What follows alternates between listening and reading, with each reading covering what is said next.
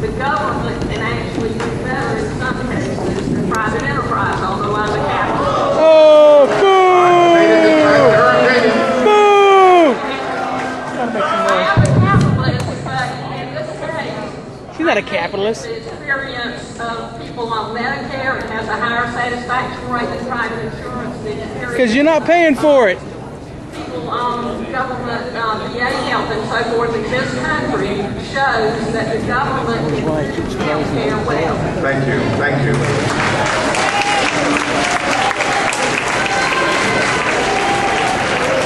The latest point is that just because the government may operate an insurance plan does not mean that it's a bad plan, and she uses Medicare as an example.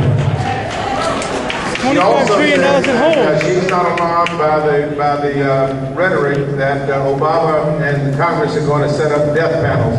What she means by that, and I need to clear the air on that, some of the opposition, some of the critics of health care reform are saying that this plan will require senior citizens to go before a panel and to prove that they are worthy of living. How absurd. How absurd. How absurd. It is absurd, but that's what it says. What the bill says is that Medicare will reimburse a doctor if the patient wants to have that conversation with the doctor. It does not require senior citizens to humiliate themselves with such a conversation if they don't want to have it.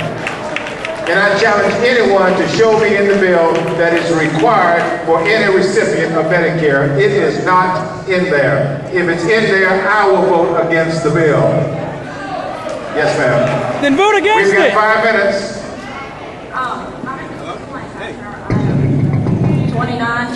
I'm 29 years old. I don't have health insurance, and that is my decision. That's my choice.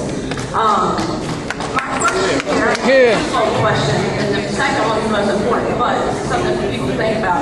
There's been talk of legislation in Congress to penalize people who go overseas to buy their pharmaceuticals if they don't buy them in the country. What about people who decide they would rather go overseas, maybe to places that we talk about India, to get private health care, to get medical procedures paid for? Would the government not possibly go that way to penalize people who decide to go overseas to get treatment like they're trying to do with their medications? And the second question is this. I know there's been a lot of talk about the Constitution tonight, as there should be, and yes, there was a time in this country, unfortunately, when citizens of this country were not regarded as full persons, as of life. It was never in the Constitution. Here's the issue with the Constitution. The 10th Amendment says, and I'll read it, the powers that are not given to the United States, delegates to the United States, to the Congress, legislative, or executive branches by the Constitution, are reserved to the states. Here's what you can do. You can collect taxes, borrow money on the credit, regulate commerce, establish a uniform rule of naturalization, coin money, provide for punishment of counterfeiting, establish post offices, promote progress of science and arts by buying rights to writings and discoveries, constitute tribunals, define and punish piracy and felonies, declare war, raise and support armies, provide and maintain a navy, make rules for the government's regulation of forces, provide for the force militia, provide for organizing the militia.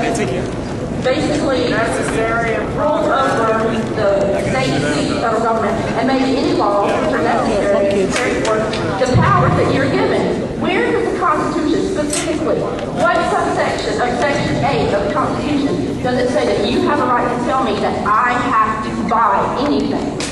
Yeah! That's right! Come on, Butterball!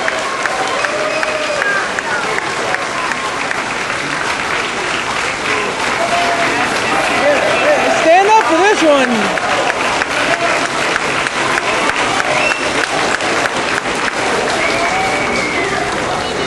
The Congress of the United States, under the Constitution, is required to provide for the general welfare of every citizen in this country. Not welfare!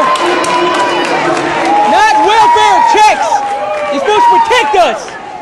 We were told that it would get loud toward the end of the meeting, and so the prediction has come through. But please, let's keep it under control. We're almost there. In order to fund a viable healthcare system, you must have the participation of the risk. Risk means people like you, 29 years old, who are very healthy. You go into a pool of insurance. which then provides an opportunity for those who are less fortunate to have food. And so it's in the interest. Get a job! It's in the interest of our country to have all 300 million people insured because it benefits the entire country. If you don't get the insurance, The collective, right? we cannot make you get the insurance. It's just a penalty that will have to be paid. Boo! Boo! All right, she has a follow-up and then we'll be finished. My question is this. Under the Constitution, it seems that there are two types of taxes. Excise taxes, which I can avoid by not purchasing something, and a direct tax. Under this legislation, you will force me to buy insurance. Is this going to be excise tax or direct tax? We'll force you to buy insurance or to pay a 2.5% penalty of your payroll. And again, can you just tell me the subsection that allows government? There are a lot of benefits that we get in this country that are not enumerated specifically in the Constitution. Yeah, they're unconstitutional then! Medicare is not in the Constitution. Social Security is not in the Constitution. Necessary. Yeah, they're unconstitutional! But that power is to be left to the state. Get rid of them! All right. I'm told that we're running out of time, but let's take four more. And I know this session tonight is being broadcast live by WRSB 92.1 FM. I want to thank Soul 92 for being here tonight. They will be going off of the air at 8 o'clock. Thank you very much for coming to this event. Also want to thank the principal of this school and all of his staff who worked so hard to make this happen. Thank you very much. I want to thank my staff. They've been very patient with us as well. And if I can take a personal privilege, I also want to thank my 10th grade homeroom teacher for coming tonight. Mr. Henry B. Davis. Thank you. Oh, wasn't that nice? I don't see Sam Gray. He taught me as well. Yes, sir. He must have done something wrong. Thank you, Congressman, for holding this forum. I'm William Burchett from Sharpsburg. I live in the 3rd District. But, I wanted to come and see here your skill tonight. As most people know, AARP is a big supporter of healthcare reform.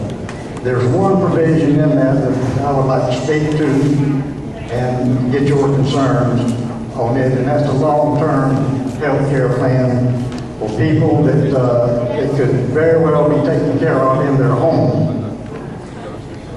I feel that there should be some money saved in this plan if we could enhance this a little bit to where more people could live at home and be taken care of at home, more so than what's being done now. I feel like when you get sick, most people want to be at home. They don't want to be taken to a nursing home. And if that plan can be enhanced, and I understand that there's 3 or 4 bills before Congress now that could possibly do that. And could you speak to the long-term health care plan? Thank you. The gentleman is from Sharpsburg, Nash County, the Nash County part of Sharpsburg, which is the 3rd District. And he's welcome tonight. He tells me that he's representing or has an affiliation with AARP. All of you know what AARP is. Association for Retired Persons. And that organization has Association for endorsed Retarded People. HR 3200, the health plan. Thank you, AARP. AARP is not a liberal organization. It's not a conservative organization.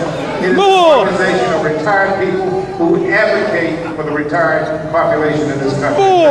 His question is, can we do something to enable persons who need skilled care to be treated in their homes if it is medically possible? The answer to that is absolutely yes. Not only is it a humane thing to do, but it is a cost-effective measure. There is language in the bill that encourages home care for persons in need of medical care. Your point is very well taken. If we all just died. My father was in a skilled nursing facility in Rocky Mount, North Carolina, 50 15, 18 years ago, and the cost was $4,000 a month. I don't know what it